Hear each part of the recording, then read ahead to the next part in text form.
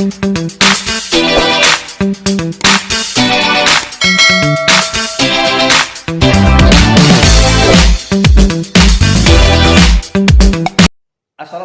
warahmatullahi wabarakatuh. Waalaikumsalam warahmatullahi wabarakatuh. Ini kuliah kita tatap muka yang kedua, teori sastra. Harus semangat ya, meskipun pagi-pagi ada yang belum sarapan, ya harus semangat. Kalau sekarang baru datang itu baru 6 orang, nanti akan menyusul lagi. Tetap harus semangat. Karena kemarin saya semester pendek 2 orang aja. Hanya 2 orang. Tetap kita semangat. Ya, nah, harus semangat. Kita udah mulai mengenal namanya teori.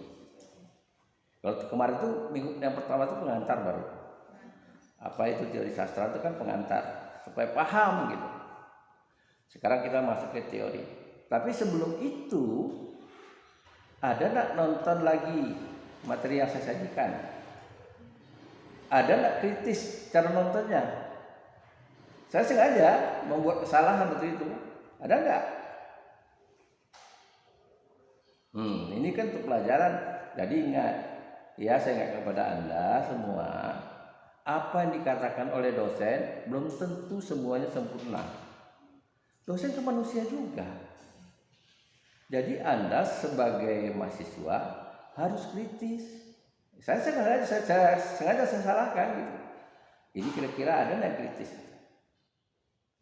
Jadi tidak aja mengulangi video saya, cari juga. Kita kan punya Mbah Google. Oh ini materinya, cari juga. Paham? Nah, tapi sebelum itu saya akan sempurnakan dulu apa yang saya buat kesalahan itu. Coba menurut keterangan saya kemarin, sastra itu dapat dipandang dari berapa segi? Berapa sudut? 4. Apa-apa saja? Objektif. Itu memang kali sastra itu satu. Apa lagi?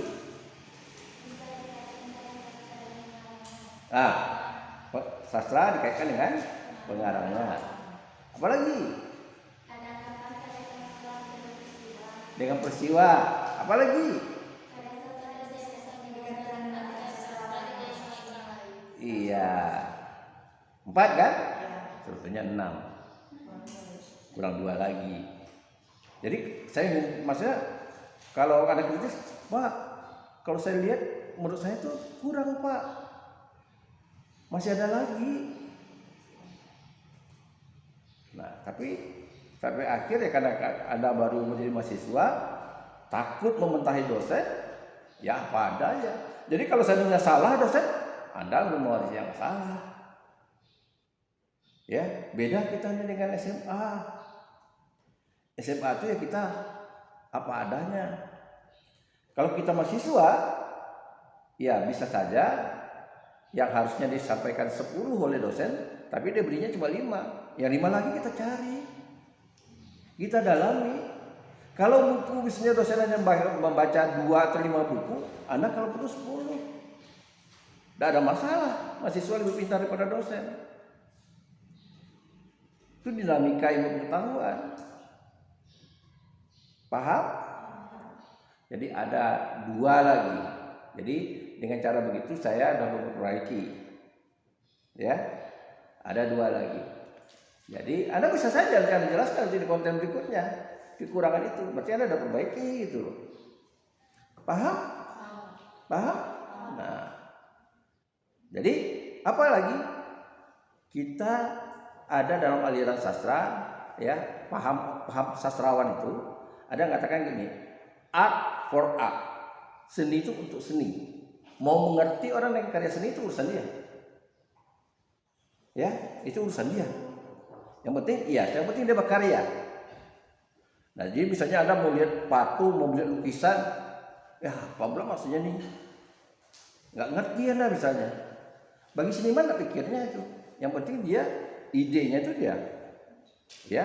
Yang kedua, ada yang dikatakan art for whom. Seni itu untuk masyarakat. Seni itu masyarakat itu maksudnya gini. Dia pertimbangkan apresiasi masyarakat. kemampuan masyarakat memahami. Kalau tidak, ide yang disampaikan itu tidak bisa dipahami orang. Jadi ada misi yang bisa nyambung, tingkat apresiasi masyarakat itu dipertimbangkannya. Mau nanti masyarakat menilai karya sastra itu baik dan tidak baik, itu urusan masyarakat. Karena bagaimanapun ketika karya sastra itu sudah dibuat, siapa yang menikmati? Masyarakat. Ya, ini saya bicara seni secara umum dulu. Oke, paham? Nah, sebetulnya kalau kita paham, yang terakhir kalau dalam bidang seni ada lagi namanya seni itu untuk propaganda. Misalnya nih, kita tahu ada lagu-lagu, nanti ini tahun depan tuh ramai, ada lagu-lagu yang terkenal di masyarakat diubah syairnya. Untuk apa? Untuk kampanye. Berarti kan untuk propaganda. Ya, Anda pernah dengar lagu PAN yang sering lagi viral? PAN itu. Kebetulan beberapa seniman masuk di anggota PAN. Ini bukan kampanye ya, saya bukan orang PAN. Nah, karya sastranya itu, karya lagunya itu tujuannya untuk kampanye. Anda nanti bisa lihat lagunya yang dibuat oleh Ahmad Dhani dan kawan-kawan. Di YouTube ada, di TikTok ada. Yang perubahan itu 2024 ganti presiden. Artinya lagunya itu tidak memikirkan yang larinya bagus atau tidak, tapi tujuannya untuk propaganda. Jadi propaganda itu artinya misi propaganda itu ada misi tertentu, golongan gitu. Paham? Nah, jadi ada seni untuk seni, ada seni untuk masyarakat, ada seni untuk propaganda, ada misinya tertentu. Nah, dalam bidang sastra ada dua lagi yang sengaja saya tinggalkan itu. Yang pertama, sastra itu akhirnya untuk masyarakat. Ya. Artinya bagaimana penerimaan masyarakat? Jadi hubungan karya sastra dengan penerimaan masyarakat. Nanti ada teorinya itu. Teorinya itu dikemukakan oleh Jayus ya, tahun 63 sampai 63, orang Jerman. Dia mengatakan begini, bahwa akhirnya karya seni itu yang menentukan itu masyarakat. Muncullah sebuah teori dalam bidang teori sastra, nanti kita bahas sampai ke bidang itu, namanya teori resepsi. Resepsi itu arti kata dari respon, ya, dari respon. Kayak misalnya ada lagu yang viral, itu kan respon dari masyarakat. Ada lagu yang udah bagus sekali, menurut kita bagus, enggak viral. Tapi ada juga kalau kita mau lihat ini, menurut kita mau lihat nih, kenapa viral lagu itu ya? Kita kaji pendekatannya. Saya ingin tahu betul apakah lagu itu memang bagus.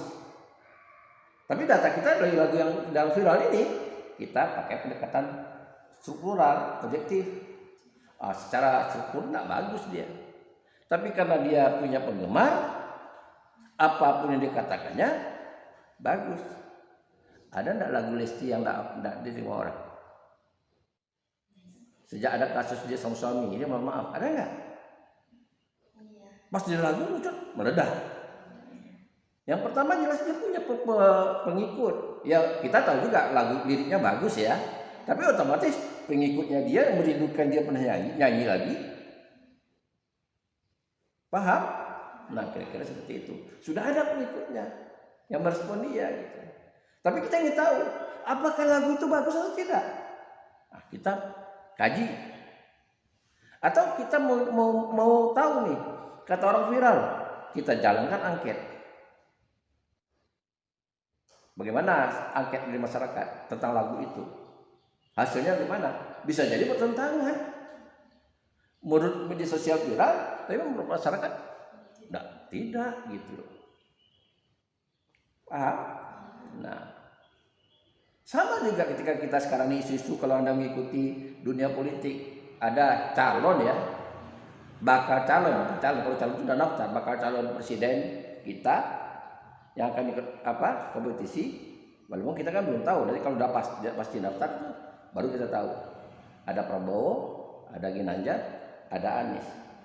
Kalau kita lihat hasil survei, Anies itu yang paling rendah. Tapi kenyataannya ketika dia datang orang ramai. Yang mana yang benar nih? Ya kan? Yang mana yang benar nih? Katanya Anies itu tidak ada penggemar. Tapi ketika dia datang, dia bukan ketua partai, ya, bukan juga pejabat lagi, dia orang biasa, bukan gubernur lagi. Kalau Ginanjar, dia gubernur Jawa Tengah, dia orang partai besar, dicalonkan oleh partai besar, PDI Perjuangan. Ini satu contoh ya, saya bukan kampanye, ini satu contoh memberikan contoh supaya Anda paham. Ya, Prabowo dia ketua partai Gerindra, dia menteri lagi. Aniesnya apa gitu. Jadi apakah benar nih hasil survei itu? Kan penasaran kalian. Nah, itu salah satu contohnya begitu. Kalau dalam dunia politik, paham? Dan kemudian yang terakhir yang tidak saya sebutkan kemarin, hubungan antara pengarang, karya, dan masyarakat.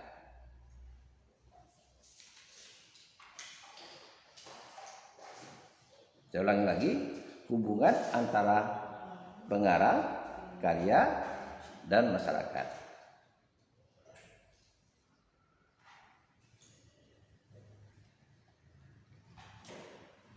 Nah, saya beri contoh begini.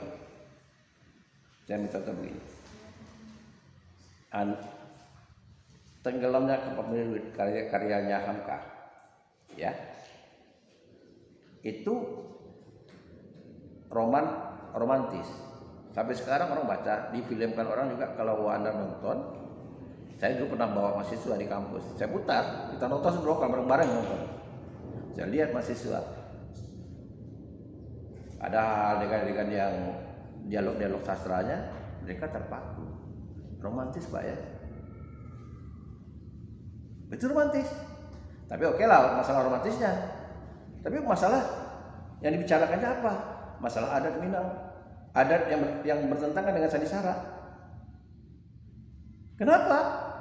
Kita hubungan dengan pengarangnya. Karena Hamka itu orang agama. Ya, kalau A kata dia betul A, jangan A pelaksananya B. Dia memahami adat bersandi Sara, tapi kenyataannya ada pelaksanaan kan tidak. Seperti yang saya katakan pada Anda kemarin, kita bicarakan ada kasta loh di Bali, orang Hindu ada kastanya, ya, ada tingkat-tingkat kastanya. Di daerah lain juga ada, walaupun tidak sekejam atau sekeras Bali. Di Melayu juga ada, ya, di Minang juga ada. Ada boleh lihat misalnya, ada orang bergelar tengku, tidak mau nikah dengan orang biasa.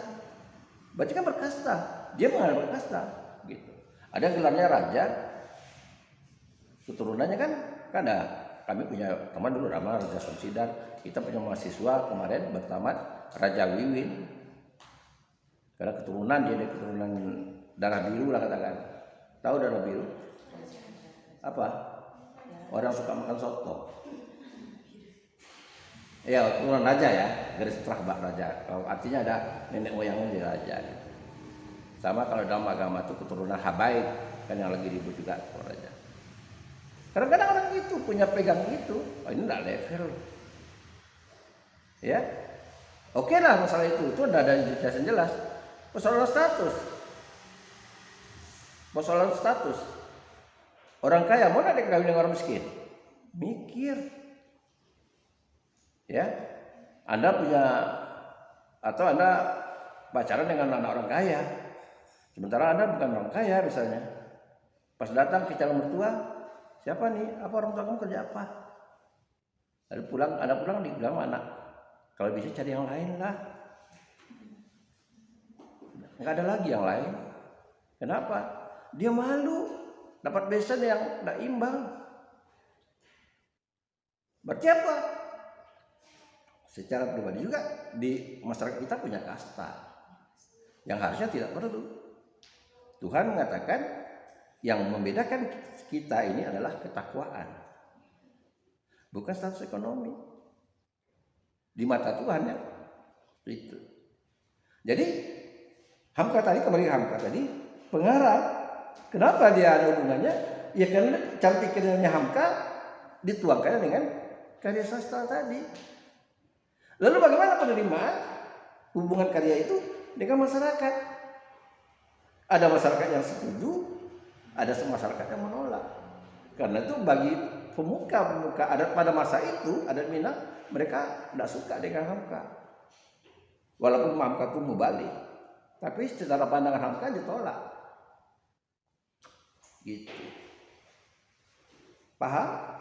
Nah, jadi itu yang saya katakan hubungan pengarang, karya, dan masyarakat. Waalaikumsalam.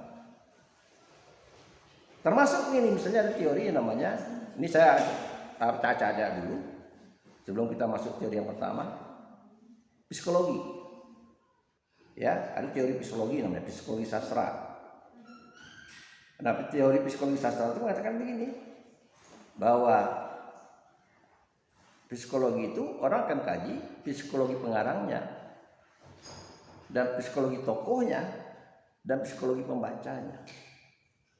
Jadi misalnya begini, ada tadi kemarin saya katakan ada film Dua Garis Biru. Nah, itu sebenarnya bisa dilihat dari aspek teori psikologi. Ya. Nah, maksudnya teori psikologi itu apa? Orang kadang-kadang mengatakan begini, ini pelajaran, ini filmnya tidak bagus nih, tidak mendidik. Masa mengatakan anak di usia dini sudah bersetubuh, sudah hamil muda, anak SMP lagi, nggak nonton kan? Ya nonton dong, ya. Misalnya, nah, tapi secara psikologi pengarang itu ingin mengingatkan masyarakat, ini yang bakal terjadi.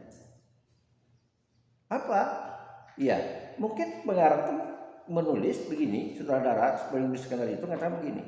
Itu kalau anda lihat di filmnya, kan seorang anak ini dia manja, tapi dia ketika dia di rumah, dia pulang sekolah, orang rumah tidak ada, tinggal dia. Dia berkenalan dengan kakak senior dia, laki-laki, lalu dia bawa ajak ke rumah. Tapi bukan di ruang tamu, bukan di tamu.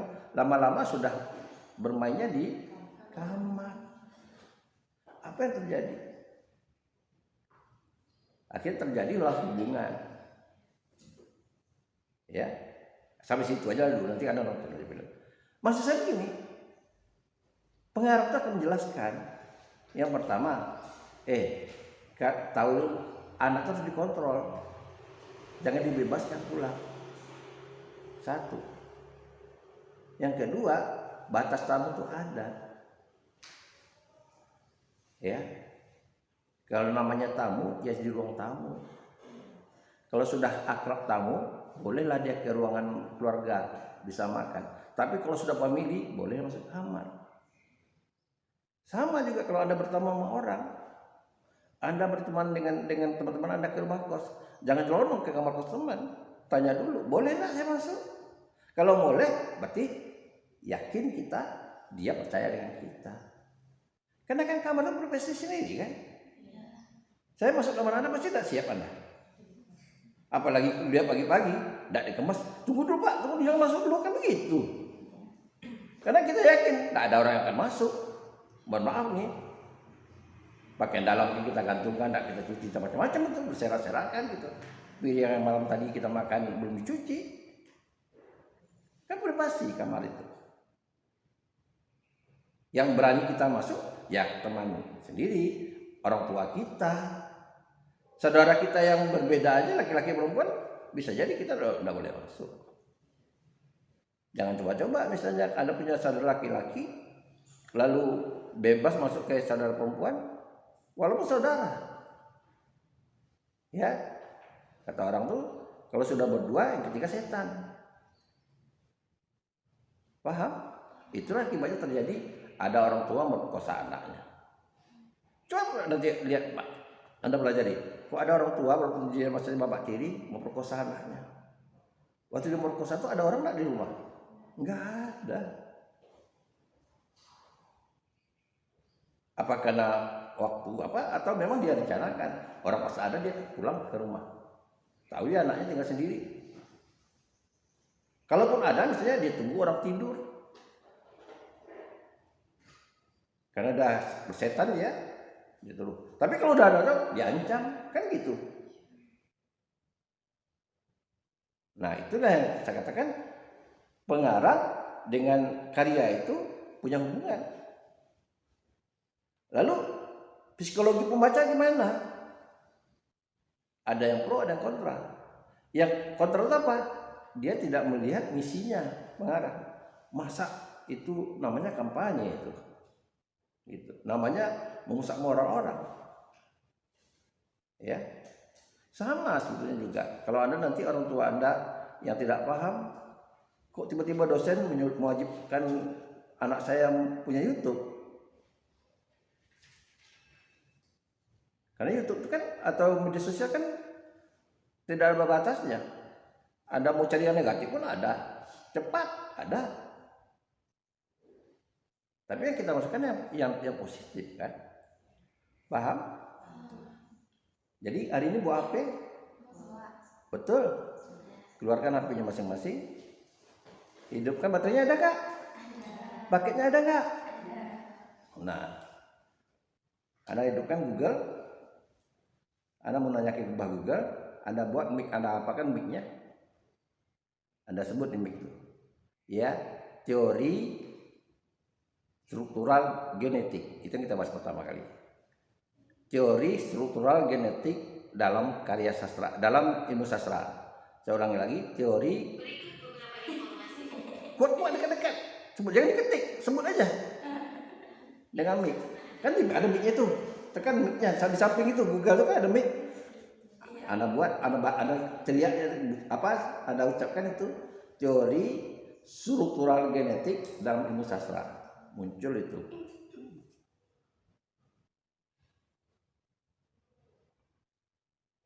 Satu, dua, tiga. Teori struktural genetik dalam ilmu sastra. Tunggu sebentar, berarti. Muncul, baca. Ya. Baca. Ada berapa artikel baca aja. Masing-masing baca aja, pokoknya pahami. Baca jangan teriak lagi.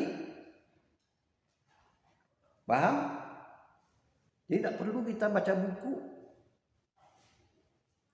Anda udah bawa pustaka itu, HP. Saya beri contoh caranya menggunakan kuliah dengan menggunakan membawa HP. Untuk pelajaran lain juga begitu. Mau di rumah, mau apaan, mau hafal lagi, mau cari, Anda tinggal baca. Ya, sebelum saya jelaskan, Anda baca. Paham? Jadi sebelum saya jelaskan, Anda baca dulu. Jangan ada saya salah, Anda nggak baca-baca seperti tadi saya katakan. Sengaja saya salah. Anda nggak paham. Oke? Saya beri waktu beberapa menit.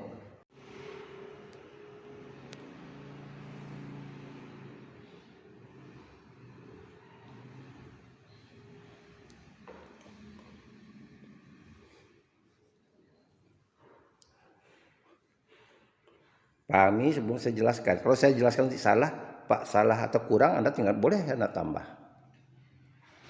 Ya.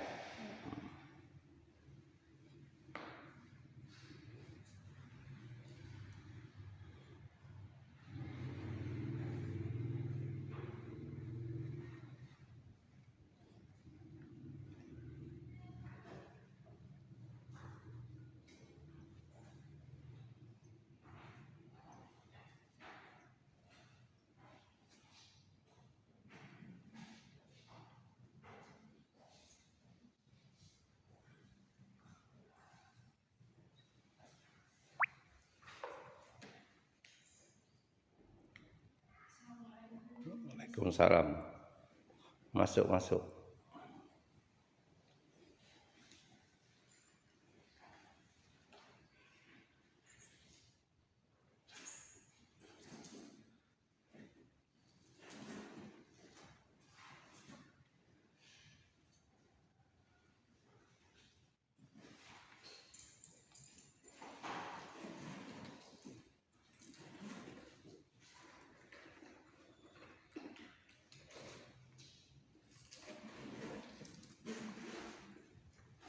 Cukup, jangan dicatat lagi. HP kan bukan Anda punya HP itu. Kalau orang lain punya, ya boleh catat. Tapi kalau Anda punya, kan Anda punya catatan. Tinggal nanti di rumah tinggal balikkan lagi. Ya. Tapi kalau udah punya HP sendiri lalu catat juga, ya mubazir. Ya, mubazir, kerja itu sia-sia. Jadi Anda tak akan hilang itu. Kalau Anda ragu, Anda download, ya, Anda download lama-lama selama-lamanya. Cari lagi. Ini ada konten ini satu, cari lagi, ya. Nah, kalau rasanya sudah, misalnya Anda ulang lagi, buat lagi jurnal atau artikel tentang teori struktural genetik. Anda sebutkan artikel tentang struktural genetik, teori struktural genetik, muncul artikel itu.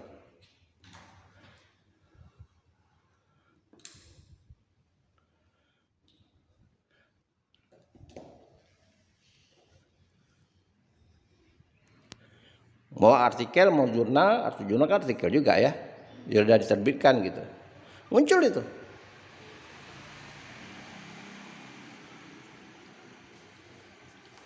Betul nggak? Kalau masih main ketik lama, nah, ada kan? Ada berapa artikel yang ada di situ? Banyak kan? Jadi kalau Anda baca, menambah wawasan Anda. Jadi kalau Anda buat konten nanti tentang tugas, Anda ambil intisarinya, Anda bisa lebih hebat daripada jurnal yang ditulis orang. Bagus Pak Pimpinan Pak. Iya. Bagus dari jurnal atau dari buku kalau misalnya kita mau cari intisari? Kalau sekarang orang lebih cenderung ke jurnal, karena jurnal itu lebih original, lebih baru. Ya, baru masa. Kalau buku itu kadang-kadang pemikiran lama. Tapi kalau jurnal tidak. Ya. Karena itu kalau Anda deskripsi nanti pembimbing juga mengatakan coba ambil teori di jurnal. Banyak kecenderungan pada peneliti sekarang rujukannya itu jurnal. Tentu jurnal yang punya kualitas, ya. Kalau di dunia ini standarnya Scopus misalnya, atau internasional, ya. Bukan jurnal yang baru diterbitkan ada izinnya. Karena itu lebih selektif orang memuatnya, para pakar itu dalam bidangnya. Paham? Saya nggak mungkin menunggu Anda lanjut karena waktu kita singkat, ya. Saya harus ke kampus lagi. Nah, sekarang kita membahas tentang, dengarkan ke saya nanti untuk lebih mendalamnya, nanti apa ya yang terlambat nanti Anda bisa lihat di YouTube saya, tapi saya jelaskan juga, ya. Saya jelaskan juga supaya Anda bisa paham apa yang dikatakan dengan teori itu. Paham? Nah, oke. Jadi nanti Anda sempurnakan materi yang saya sampaikan itu, Anda lihat di Google, ya. Tapi jangan udah dapat satu, jangan itu. Mungkin ada beberapa jurnal Anda baca atau beberapa konten orang Anda baca, supaya Anda bisa cari sendiri. Pasti dia punya benang merahnya. Tapi ini kok beda ya, misalnya. Itu yang saya inginkan mahasiswa kritis itu. Jangan diam pas dikasih tahu, diterima juga. Saya uji salah, menurut saya 4. Maunya waktu itu, Pak bukan 4, Pak menurut saya 5 gitu. Saya nunggu nih kritisnya. Rupanya benar. Belum jadi mahasiswa rupanya. Masih mentalnya putih hitam. Hanya bedanya hitam dulu dengan kelabu. Kalau dulu putih kelabu kan. Nah, harus ubah mindsetnya ya. Harus ubah mindsetnya. Bukan hanya kuliah dengan saya saja. Jadi kita setiap pertemuan mungkin paling banyak 2 teori yang saya sampaikan, teori sastra. Nah, sekarang kita bicarakan bagaimana melihat karya sastra itu dihubungkan dengan pengarangnya. Ya. Apa yang mau kita lihat pengarangnya? Kemarin sudah saya singgung sedikit, yaitu background pengarangnya. Siapa sih pengarangnya ini? Paham? Siapa? Dari mana? Ya boleh saja Anda ingin tahu keyakinannya apa. Karena keyakinannya misalnya, oh dia agamanya Kristen, atau dia Islam, atau dia Buddha, tapi dia menjalankan agamanya lebih serius atau tidak? Jangan-jangan hanya KTP, kebetulan lahir. Artinya apa? Dia beragama, tapi cara berpikirnya itu tidak terlalu terpengaruh dengan konsep agama. Itu yang terjadi misalnya, mohon maaf nih, ada konten-konten yang mengatakan dia agama Islam, iya. Dia baca bismillah, dia makan babi. Ya kan? Tidak perlu saya katakan dia dituntut orang masuk penjara. Karena ya kita tahu. Ada juga yang mengatakan dengan bangganya, oh dia haji, tapi hajinya bukan yang mabrur. Sudah haji itu buka baju, pakai baju-baju yang nggak cukup kainnya. Berarti dia tidak menjalankan. Artinya apa? Pemikirannya itu tidak akan mempengaruhi sikap, tidak mempengaruhi agama. Satu, berarti itu kita sisihkan dulu. Tidak ada keagamaan. Apalagi ideologi, misalnya. Coba kita cerdas. Ideologinya apa? Kita kan banyak partai nih. Kalian udah milih kan? Sebetulnya milih kan? Dulu milih nggak? Oh enggak. Ini milih perdana ya. Nah, Anda pasti dipengaruhi orang. Pasti itu jadi sasaran itu sekarang. Sasaran empuk. Tapi saya tidak mau ngajarkan kalian, jangan di kampanye pula nanti ini dosen kampanye gitu. Kan banyak partai itu. Ada yang mengaku nasionalis, ada yang mengaku berpihak pada rakyat. Tapi kita tidak percaya langsung kan apa yang dikatakannya. Kita lihat kenyataannya. Betul tidak wakil-wakil yang ditunjuk itu berpihak pada rakyat? Misalnya nih ya, oh kalau tidak berarti itu apa yang diomongkannya tidak sesuai dengan apa kenyataannya. Anda bisa mengatakan jangan ada dusta di antara kita. Berarti ini partai nggak benar nih. Misalnya ada partai yang dia mengatakan berantas korupsi, tahu-tahu anggota dia berbanyak korupsi. Ya, bisa. Kami berpihak pada rakyat. Ketika rakyat menderita, dia nggak membela. Sama itu ya. Namanya orang politik. Dia cari suara, cari simpati. Paham? Sama juga misalnya partai ini menjelekkan yang lain. Sebetulnya orang menjelekkan kita, artinya apa? Dia memperhatikan kita. Ya, dia memperhatikan kita. Kalau dia tidak memperhatikan kita, dia akan jelekkannya kita. Jangan khawatir kalau dia dijelekkan orang. Pasti ada apa-apanya gitu. Kalau diam-diam ada apa yang dijelekkannya Anda ubah, pasti akhirnya dia dari yang tidak suka jadi suka. Pasti. Diam-diam dia simpati pada Anda. Nah, dia tidak suka itu karena ada sesuatu yang menurut dia itu tidak sesuai dengan seleranya dia. Gitu. Misalnya begini, kita kan di kampus ketemu sama teman-teman pas habis kuliah, teriak-teriak, kita nggak pernah kuliah tadi. Ada orang tidak suka. Ini cewek bicara teriak besar. Enggak suka lah, apa enggak suka? Cewek bicaranya kayak preman. Kita dengar, habisnya kita ubah. Jangan kita tantang. Ngapain itu susah? Belum menurut saya. Nah, itu kan artinya tidak mengubah, tidak mencari simpati orang. Nah, kira-kira seperti itu. Paham? Nah, kalau misalnya ideologinya enggak juga, apalagi? Politik gimana? Apakah politik pemahaman dia atau politik pada masa itu? Dia merasa tertekan atau tidak? Ya, karena gini, salah satu contoh di masa Jepang itu ketat dia. Tidak boleh sastrawan itu mengkritik penjajah. Akhirnya dicari akal. Ya, dicari akal oleh sastrawan itu bagaimana supaya ide-idenya tuh dia tuangkan. Lahirlah yang namanya aliran simbolis, disimbolkan. Salah satu contohnya nanti Anda baca, nanti Anda cari apa yang saya omongkan ini, Anda cari supaya paham mana. Ya, saya tidak mau memajukan. Misalnya judulnya tinjaulah dunia sana. Ceritanya cuma tentang sebuah akuarium. Ya, Sastra itu mengatakan ada ikan yang bahasa bodoh aja, ada yang ramai-ramai. Sebetulnya dia itu dan dianggap itu adalah simbol atau keadaan kondisi yang ada masyarakat pada masa Jepang itu.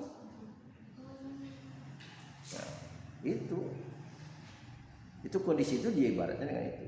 Sama juga ada judulnya Tak Satu Jalan ke Roma. Ya. Tapi kan itu tidak bisa dipakai. Yang ada katakan kalau begitu Pak, tak satu jalan ke rumah Pak Sapria. Mau jalan mana kalian? Jalan udah tutup. Hanya satu aja kan tak lima.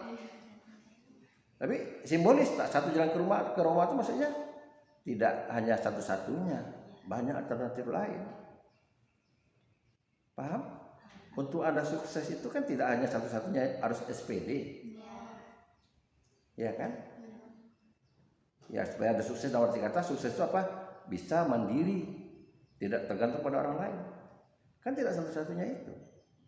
Karena itu saya katakan pada mahasiswa, Anda mahasiswa, dari sekarang Anda harus belajar ilmu, isi otak, dan harus pikir juga, bukan hanya belajar bahasa sastra saja.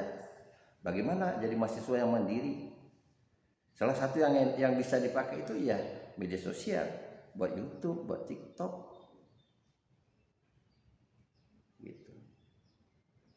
Bukan orang Jakarta aja, orang di sini juga ada yang viral-viral seperti itu, yang kita lihat ramai. Kenapa tidak? Ya, kenapa tidak? Gitu. Kembangkan. Tapi jangan pula gara-gara mau jadi vlogger atau jadi YouTuber, kuliah tertunda. Itu kan bukan itu utamanya. Utamanya kuliah. Jangan nanti dikirim kuliah oleh orang tua Anda setiap bulan, jadinya jadi YouTuber, sarjana nggak dapat. Jadi dua-duanya harus sejalan, paham? Sama dengan apa yang saya lakukan sekarang. Untuk tujuan saya untuk memudahkan Anda, mengajar Anda, untuk Anda bisa mudah memahami pelajaran saya. Efeknya apa? Sekaligus saya buat konten, sekaligus YouTube saya buat ada kontennya. Anda baca PA-nya saya kemarin beberapa orang yang udah naik, ada 3 yang belum naik lagi. Yang saya undang PA-nya saya, siapa yang di sini? Iya kan? Anda belum naik kan? Oh, kamu udah? Belum. Kamu udah kan? Nah, udah. Karena kan giliran kemarin itu ada yang lama gitu. Nggak bisa dipaksakan juga. Soalnya saya naikkan YouTube itu ada 9. Lebih kalah pula Rans. Ya Rans itu hanya paling ya mungkin 4-5 gitu. Ya saya tidak mikirkan orang nonton atau tidak, tapi saya share aja ke kelompoknya. Kalau ingin tahu temannya, ingin tahu siapa nonton aja bagaimana kami bicara. Ya, gitu. Kedekatan saya dengan yang PA-nya saya. Penasaran kan? Masih ada lagi kontennya, gitu. Kira-kira seperti itulah. Nah, kembali ke kita, berarti agama tidak misalnya, ideologi tidak, suasana politik tidak, orang mana-mana aja kok. Tapi kok bahasanya seperti ini? Ya, apalagi mungkin backgroundnya pendidikan atau apa di pengarang. Jadi kalau boleh kita singkat ceritanya, saya selalu mengatakan begini, ada unsur ekstrinsik, unsur luar dari pengarang. Ada unsur dalam diri pengarang, unsur ekstrinsik itu kita bisa tingkatkan ideologi, politik, sosial, budaya, pendidikan, agama dan kepercayaan. Apa beda agama dengan kepercayaan? Kan tidak semua yang orang tuh memahami agama. Agama itu kan dari yang Maha Kuasa. Aliran kepercayaan kan tidak agama. Kejauhan kan. Ada orang dia percaya, tapi dia tidak punya agama. Sekarang tren anak muda. Bukan artinya dia ateis. Ya. Ada kalau rajin lihat konten-konten di YouTube dia apa? Kemarin dia masuk tahanan juga. Dia orang tuanya Kristen. Tapi dia percaya Tuhan gitu. Paham? Anda tahu apa si youtuber si Mongol? Tahu? Enggak, Pak. Anda nggak tahu ya? Yang ya apa namanya stand up comedy, ya, termasuk salah satu stand up comedy Oh, terkenal. Mongol, Pak. Mongol. Iya, iya, tahu. Ah, tahu. Dia kan pernah ikut aliran pemuja setan itu. Satanis ya, Pak ya? Apa? Satanis ya? Satanis. Iya, iya. Satanis itu bukan agama. Oh. Berarti dia Kristen kan, Pak ya? Tidak. Oh, enggak. Mongol itu bukan dari Kristen pertama kali. Dia terjebak. Akhirnya dia salah satu diangkat Satanis. Akhirnya dia keluar. Anda kalau ikut dari awal, Mongol itu diceritakannya bagaimana penyembahan bayi yang baru lahir di apa, ada masa-masanya. Itu anak-anak muda yang diapakannya. Ya, ini satu contoh. Oh, kita lihat misalnya di Mongol nih, kok dia bisa ngerti dengan Islam? Ya kan? Mungkin lebih hebat dia dari saya. Saya juga penasaran, dia Kristen. Karena dia itu calon pendeta. Jadi kitab suci pun dia baca kitab suci itu. Dia baca. Oh, berarti itu mungkin faktor kepercayaan dia yang belum apa, atau hidayah belum dapat, atau mungkin dia mau coba tapi dia pertimbangkan. Banyak orang kan dia mau ikut agama lain tapi karena keluarga gitu. Paham? Nah, jadi saya ulangi lagi, kita lihatlah dari aspek itu, ideologi pengarangnya, politik, baik yang dipahami pengarangnya atau suasana politik pada itu, Ipolexus politik, ya apa nih? Ipolexus Hankam, ya, Hankam itu pertahanan keamanan. Kenapa munculnya? Karena Hankam tadi, yang zaman Jepang itu, karena keamanan tadi. Ya, nah itu termasuk pendidikan. Kan berbeda orang tidak bersarjana dengan sarjana. Termasuk selanjutnya agama dan kepercayaan. Itu mempengaruhi diri kita, mempengaruhi perilaku kita, mempengaruhi cara pandang kita. Manusia secara umum termasuk sastrawan. Jadi kita kaji nih karya sastra, kita kaitkan, oh pantas dibicarain. Paham? Nah, tadi saya singgung, kemarin saya singgung, kenapa kok Hamka itu memilih Zainuddin datang dari Makassar? Kalau hanya faktornya patrilineal, Sumatera Utara patrilineal. Jadi berdasarkan keturunan bapak, Palembang patrilineal, Riau pesisir patrilineal. Kenapa Makassar? Nah, dia tidak jelaskan. Nah, itulah kita bisa mengapresiasi.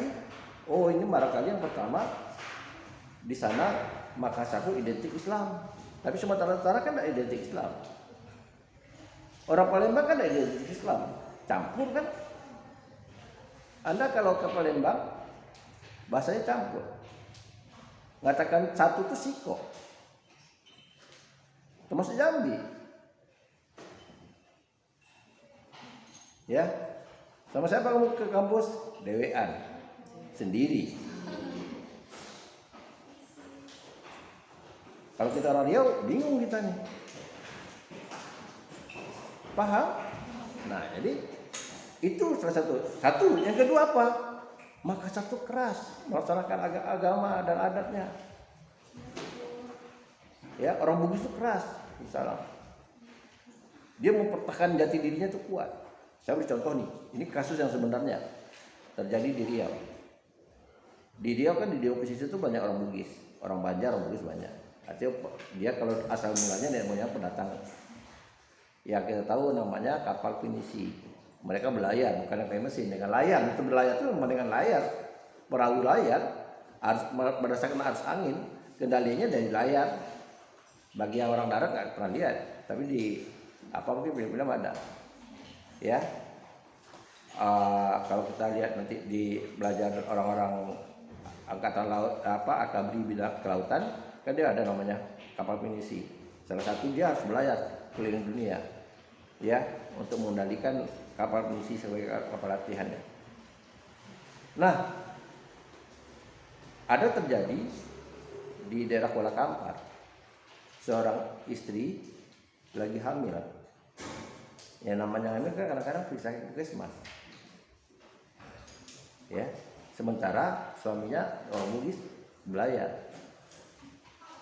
Nah, waktu itu istrinya mau periksa ke puskesmas, lewat Pak Haji. Pak Haji ini melihat orang hamil jalan kaki, kasihan. Lalu salam, dia tawarkan jasa baiknya. Mau kemana? Mau ke puskesmas periksa kehamilan. Ayo sama saya boncengan. Tapi kalian tahu kan antara dia dengan Pak Haji, orang lain kan nggak tahu. Sama juga nanti masanya ada yang tidak bawa kendaraan atau transportasi, saya pasti kampus, ayo ikut saya. Tahu-tahu nanti orang kampus kan keluar, kok pas sampai bawa mahasiswi, ada apa-apa nih?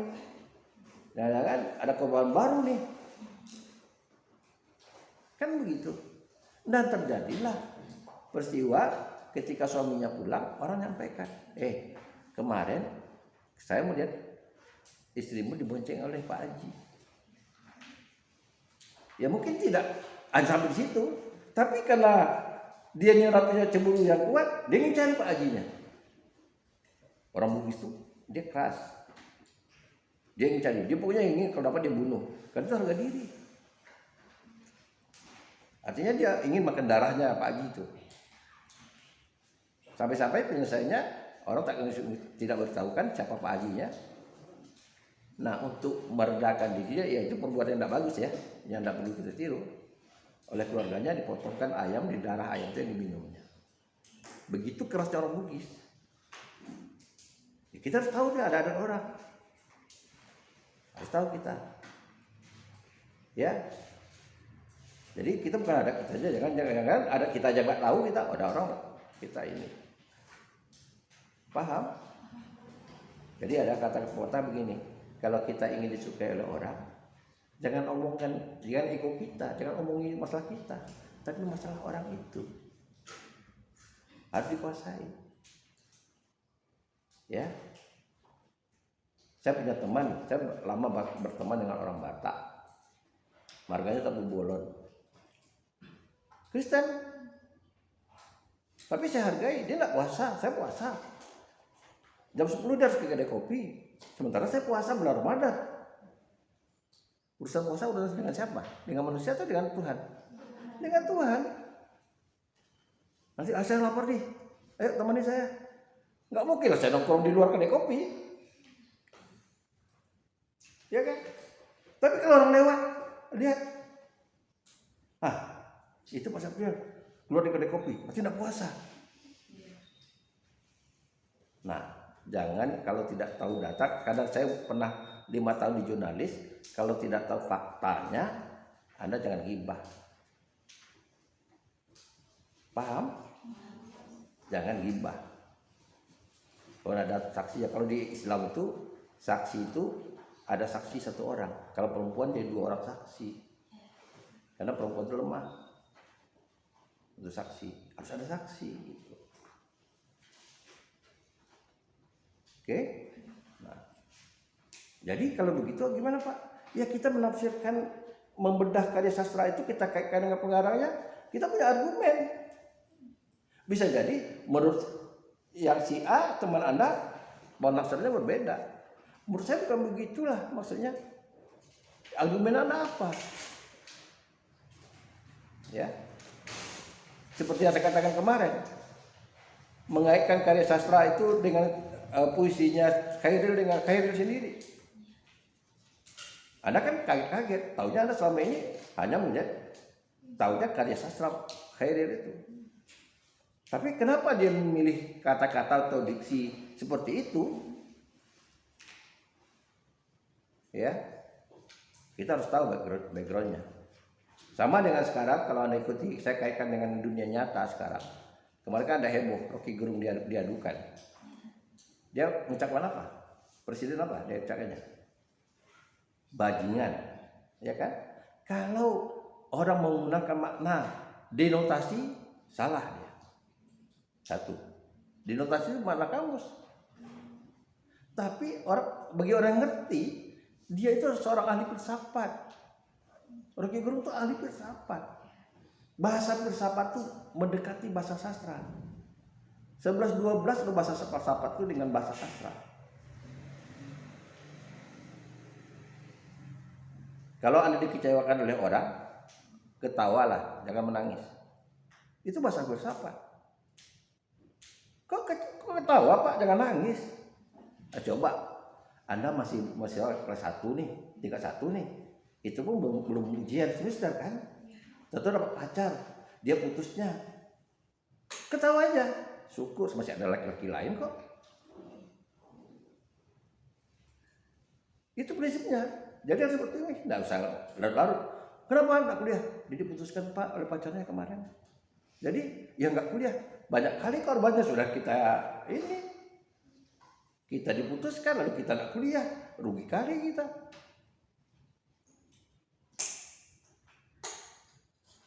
Oh dia orang punya suami, lalu suaminya selingkuh, cerai. Jangan nangis, ketawa aja. Syukur. Coba kalau udah tua baru tahu dia selingkuh. Sekarang lagi muda, saya masih laku. Cari ganti, udah. Jadi ada orang-orang yang sikapnya kayak biasa aja. Anda tahu artis Ina Rusli yang istrinya film kan? Tahu kan? Kan biasa aja dia. Dia tahu suaminya selingkuh. Kalau mungkin kata orang, dia ini kalau nggak dibiayai oleh suaminya nanti kan kalau mana lagi dia bisa dapat duit. Tapi kan Tuhan nggak tidur. Nyatanya dia diambil oleh para penyelamat janda-janda. Di Charlie itu kan detik orang suka menyelamatkan janda-janda itu. Di kontrak 1 miliar.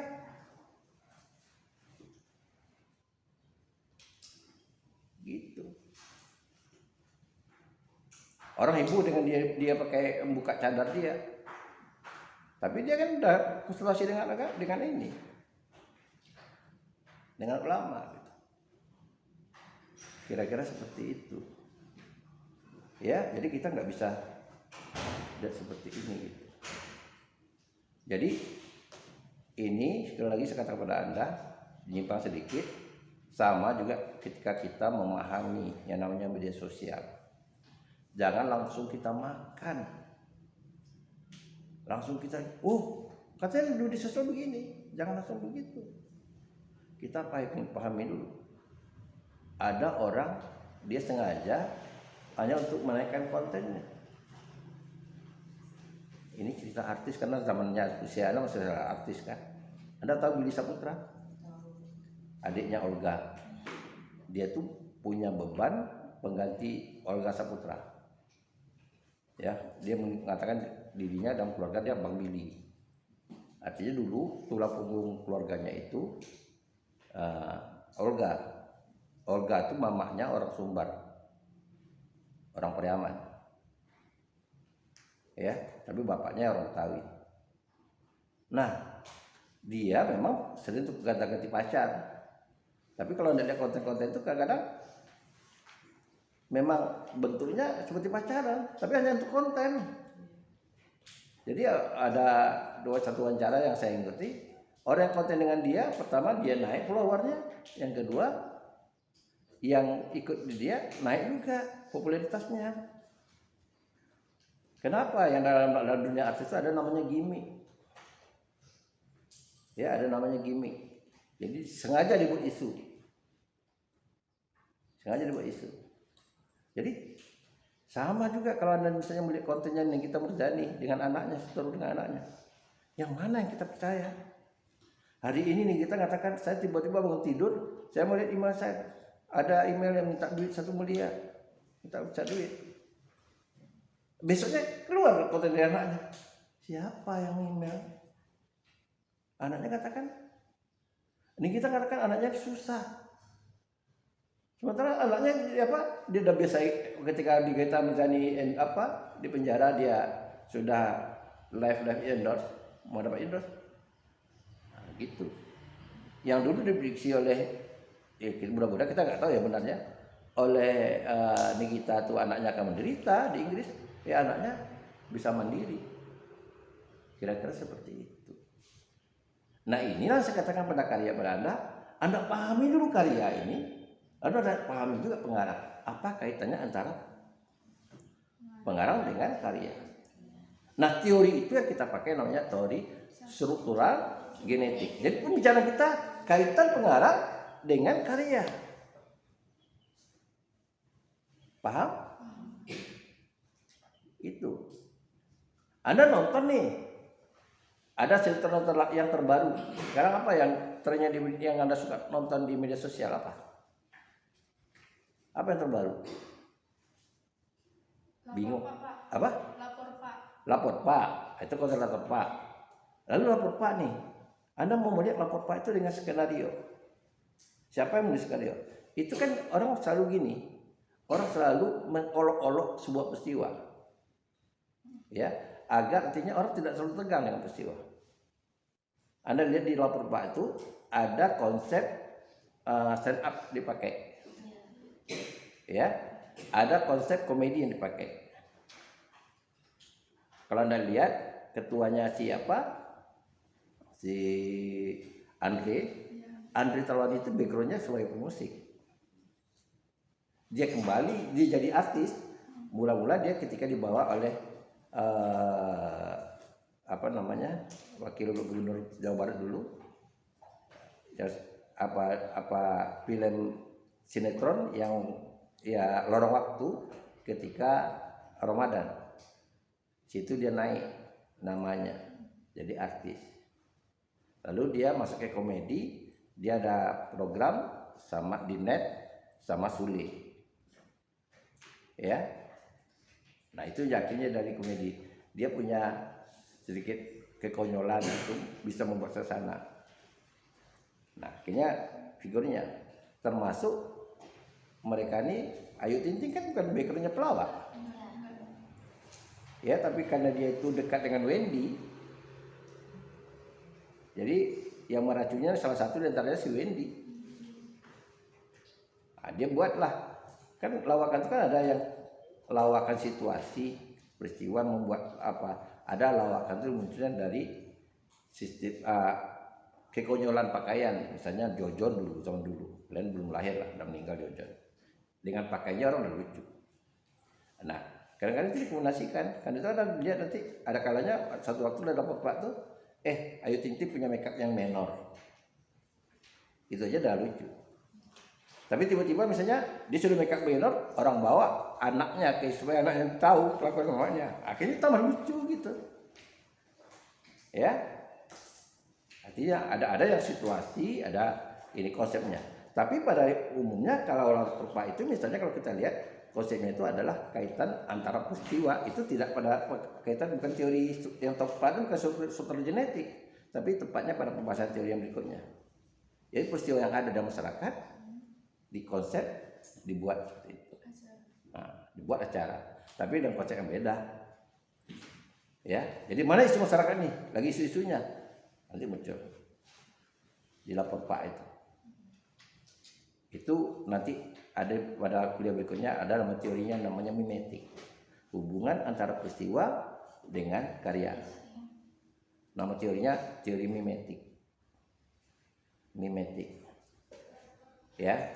Sebetulnya semua teori itu ada, tinggal hari ini Anda bisa carilah di Google, dapat semua. Dapat semua. Saya tinggal mengapa. Tapi kalau ada tunggu juga dari saya, ya tunggu aja. Gitu. Karena itu saya katakan Anda bisa lebih dulu pintar pada dosen menyajikan. Mindsetnya kita mahasiswa loh. Anda punya setiap hari punya pustaka di tangan. Tinggal cari. Ini yang baru datang ya. Saya katakan tadi mereka yang udah datang tuh mereka udah baca tadi apa yang saya suruh ada di video, Anda tinggal ikuti. cari dulu di Google tentang struktural genetik. Ya, cari jurnal atau makalah yang bicarakan tentang struktural genetik. Lalu baca.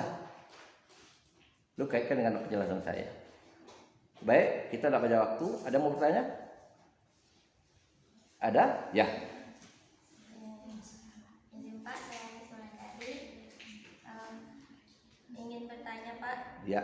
Jadi di dalam karya sastra itu melibatkan semua teori struktural genetik, Pak? Bukan setiap karya sastra itu melibatkan semua struktural genetik, tapi kita bisa memakai teori itu untuk ya, dan tidak bukan semua teori dipakai, tidak. Tujuan kita untuk memahami sastra itu apa? Kita mau mencari jalan pikiran pengarang. Jalan pikirannya pengarang itu apa? Dari latar Kita lihat, kita harus tahu dulu backgroundnya dia. Ya, sama ketika nanti ini kalian jadi memilih calon presiden, adalah pemilu pertama. Anda pahami dulu siapa yang anda inginkan presiden nanti yang memimpin Anda, yang Anda percaya. Jangan nyesal. Tahu-tahu udah pilih nyesal. Tahu dulu. Jangan omong aja yang dipercaya. Sama dengan nanti, Anda jangan percaya omongan saya aja. Ya, karya yang saya buat apa misalnya?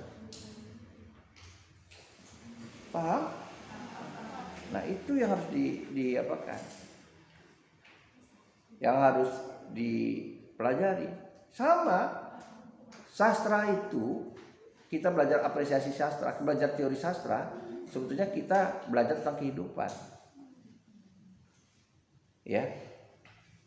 Karya sastra itu kan kebetulan dunia, satu dunia yang dikemas. Kalau di dunia nyata ini kan kita tidak bisa pilih-pilih. Kita tidak bisa pilih-pilih. Maksud saya tidak bisa pilih-pilih, saya lupa ada anak saya, tidak bisa pilih-pilih jadi gini. Pas kita pulang banyak yang lain, tidak kita fokus. Tapi sastra kan tidak bisa begitu, dia fokus. Karena itu dikatakan di dunia yang lain, di dunia kecil. Paham? Ini karena waktu juga, daripada saya ditegur oleh teman-teman dosen, nanti saya coba di kampus naikkan dulu yang ini.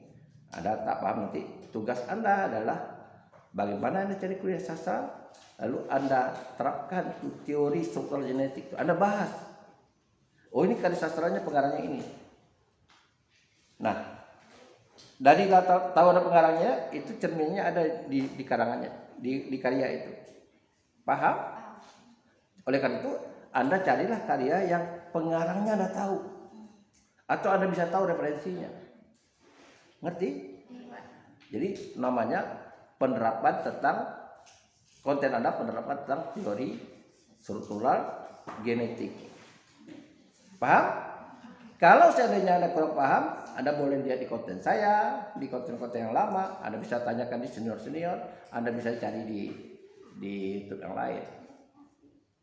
Jadi Anda mengulas karya sastra, apakah itu cerpen, apakah itu film, apakah itu roman yang membahas tentang struktural genetik.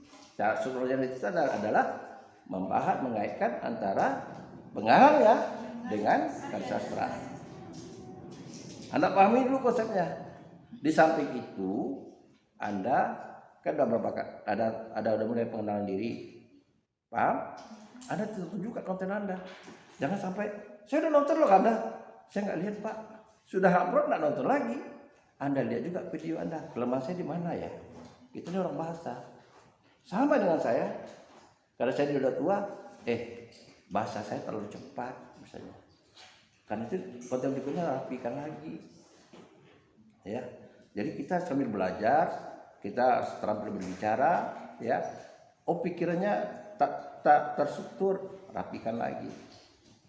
Ya. Mudah-mudahan Anda jadi konten kreator.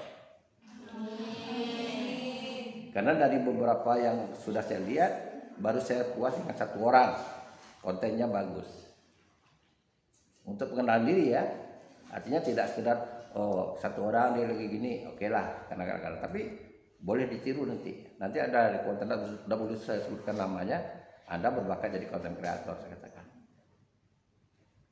Yakin saya gitu. Baik, sampai di sini dulu. Saya ditunggu oleh anak saya karena diingat, saya pesan mengingatkan. Ya, ini sudah jam 8 lewat. Silakan yang punya Honda di bawah cepat, karena saya pakai mobil. Saya ke kampus. Oke, paham? Jadi kalau ada yang kurang paham nanti silakan WA dengan saya. Terima kasih. Assalamualaikum warahmatullahi wabarakatuh. Waalaikumsalam.